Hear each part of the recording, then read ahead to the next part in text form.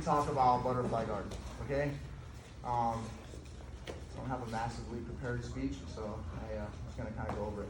But obviously for the beginners, what we wanna do is we wanna close our guard a lot, right? So if you've never seen butterfly guard, we're not here. Butterfly guard is gonna be more of an open guard. I have a position where I'm using what we call our hooks.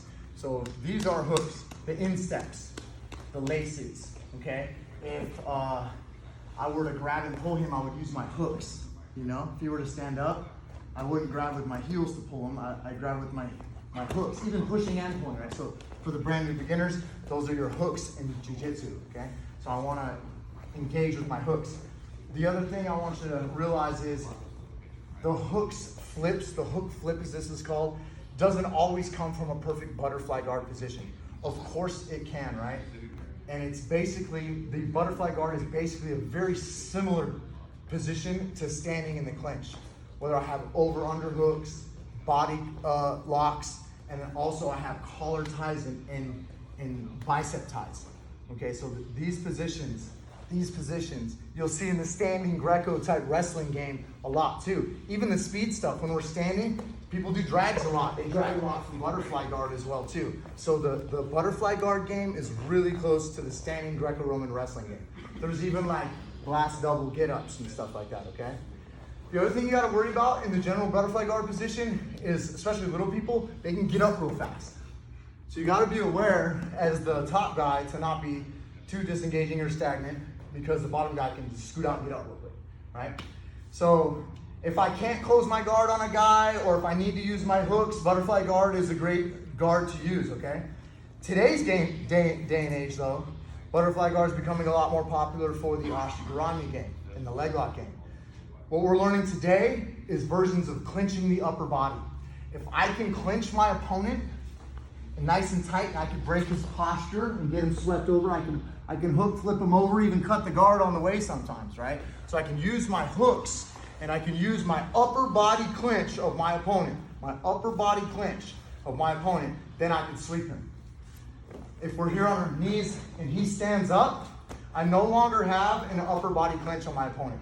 So we would do what you guys learned a few weeks ago, and we'd probably start to get into like ashigarami games, because now I have to make a clinch on his legs, because I can no longer clinch his upper body when he stands up. So this is kind of like the stages of the game, the whys and the do's and the hows, right? That kind of stuff, whatnots. So for today, we're just going over a certain genre of clinches and sweeping. We're gonna do this for like 3 weeks, so this first week is gonna be very basic. But I want you to understand this. I can have a overhook, I can have an underhook, and I can have a collar tie. Now there's always the push-pull and going back and forth, but if I'm talking going one direction, and right now because the camera down, I'm talking about going this direction. Like all grappling principles, he's not allowed to put his hand on the mat. So if I sweep him, put your hand on the mat.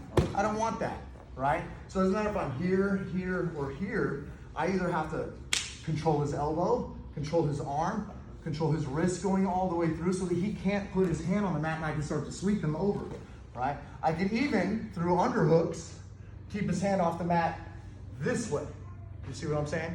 And now I can start to sweep him because he can't put his hand on the mat that way. All right, so last little speech I'm gonna explain here on this, the different submissions that happen in different clinches.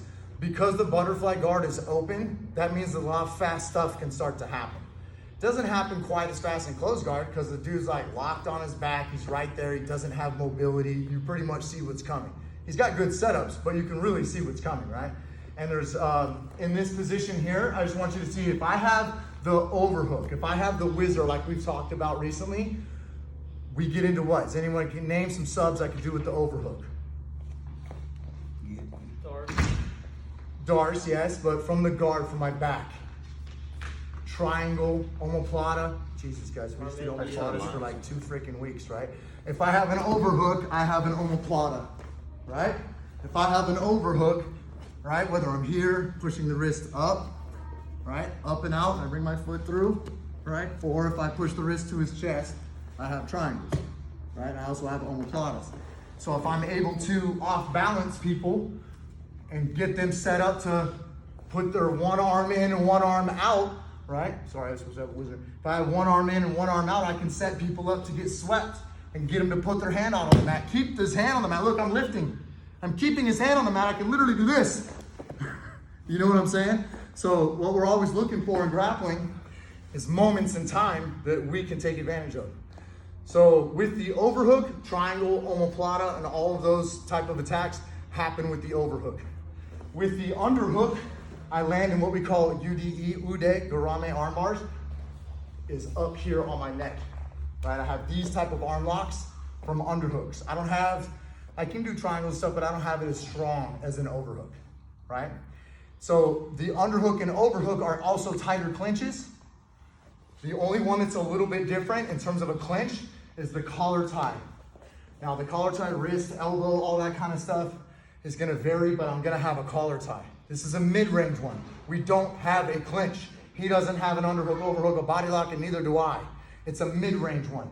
I've gotta be more, it's gonna be more of a push and a mush and a lift, more than it's gonna be a scoop, a butterfly, hook flip. Because I don't have as tight of a posture breaking upper body clinch like we talked about. So I need to mush his head more. So I have underhooks, overhooks, body locks, and then I've got that mid-range with mushing his head. Yes, you can have the open with the arm drags, but we're not talking about that. We're talking about breaking posture and sweeping only, on their knees only, okay?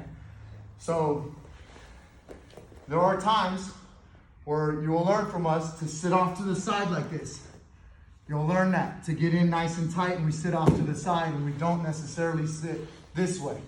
In my opinion, if someone sits this way, they're most likely gonna go pull you backwards and try and shoot a leg to off you. What I mean by that is like, I'm here, and they're gonna try and elevate and go that way, right? When I pull straight back, that's not gonna help sweep him to the left or the right. It's gonna screw you. If I have a guy who say you got a body lock, go ahead. If I'm here, if I stay sitting up and I try and trap his arms and I turn, I lift, I turn, I can turn him straight over.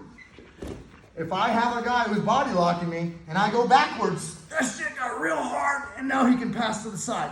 You know what I'm saying? Like, so I want that diamond position that I always talk about. Side control, mount, all the different spots that I talk about having that diamond position. I want my knee close to my shoulder. When I go to sweep, I want that knee close to my shoulder. Right? It also starts to cut and pass the guard.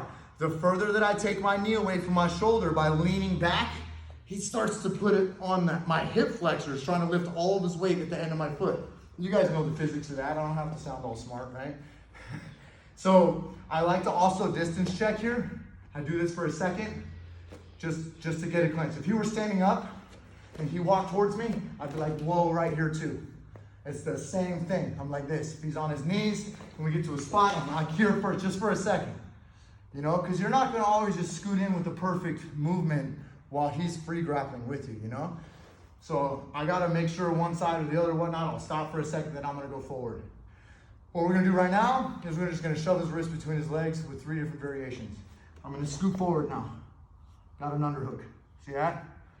Wrist control. This wrist is going to go between his legs. When I say between his legs, guys, I'm trying to literally shove it between his legs. I can let you guys push it to his belly button, but then you'll leave his elbow out, you see? I don't like that.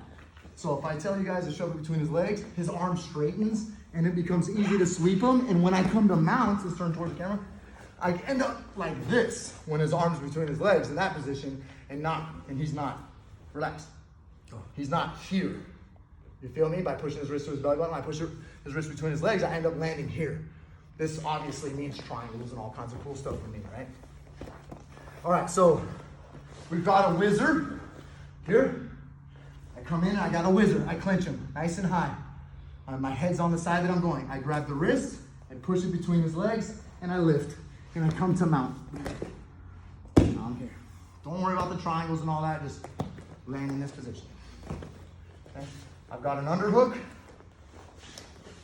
One. I got an underhook and the wrist. I scoot in, pushing my toes off the mat right here. They're not on my laces. These are pushing off the toes. I put all my weight on my opponent's knee over here. Can you stand up, Kelly? No. Heck no, right? If I just lift like this, yeah, Kelly comes up. Go back down to knee, bud. So I'm actually taking my knee and pushing his hip. This, even without using my hook. Yes, I want to use my hooks, but without using my hook, I'm pushing his hip into the ground right here. I cannot let this happen. That's for sure. My knee cannot pass to the inside. My knee stays to the outside, and I push this knee over. Boom! I can land in mounts. Later on, you can cut, but for now, we're landing like this, right? And I'm on top. So you guys got to really make sure that that works out the right way. Let's change angle a couple times. I'm here. Boom. We did an underhook. We did an overhook. We do a collar tie. Wrist goes through. Lift, turn. Boom. Coming into the mount. That one's slightly different. Come back. Because we don't have the same body clinch as the other ones. The other ones, you have wrist control and underhook. I fall on my side. I push with my knee, kicking over, and then mount. All right. With the wizard, I've got a clinch. I grab the wrist. I'm inside. Pop from the side. Boom. I'm here. Mount. I want you to do an underhook, a collar tie, and a wizard, shoving their wrist to the sweep between their legs. You should do 3 and then switch. 3 and switch. Is that good to go? Does anyone have any questions? Kind of get that general gist of the game? Ready, set.